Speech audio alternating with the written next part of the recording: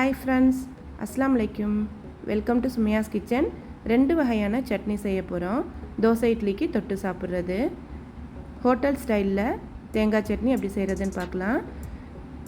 1/4 cup பொட்டுக்கடலை, 1/4 cup கொஞ்சம் கம்மியாக தேங்காய், ஒரு சின்ன பீஸ் புளி, ஒரு சின்ன துண்டு இஞ்சி, 3 பச்சை மிளகாய் சேர்த்துக்கோங்க.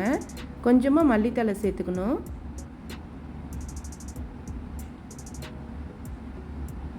தண்ணி கொஞ்சமாக சேர்த்து நல்லா அரைச்சிடணும். நல்லா அரைச்சாச்சு. தண்ணி சட்னினால் கொஞ்சம் தண்ணி அதிகமாகவே சேர்த்துக்கோங்க. இப்போ தாளித்து விட்டுக்கலாம். 2 டேபிள் ஸ்பூன் எண்ணெய் சேர்த்துக்கோங்க. 1/4 டீஸ்பூன் கடுகு, 1/4 டீஸ்பூன் உளுந்து, 2 காஞ்ச மிளகாய், கொஞ்சமாக கருவேப்பிலை சேர்த்துடணும்.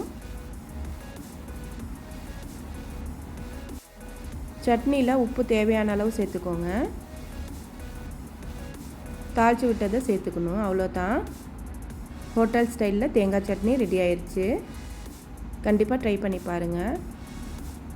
வெங்காய சட்னி எப்படி செய்கிறதுன்னு பார்க்கலாம்.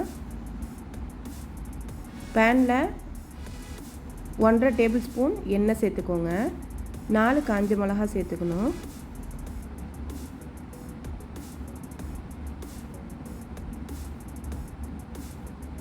ஒரு பெரிய வெங்காயம் சேர்த்துக்கணும்.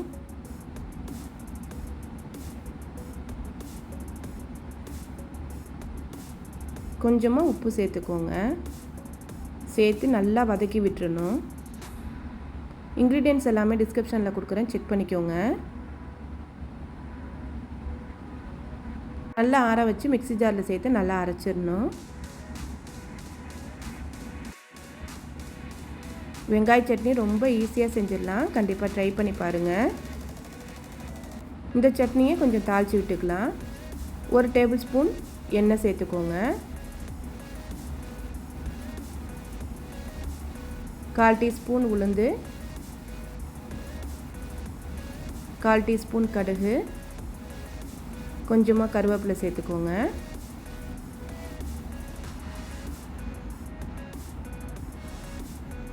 சட்னியில் சேர்த்துக்கலாம் தாளிச்சதை. அவ்வளோதான். வெங்காய சட்னி ரெடி ஆயிடுச்சு.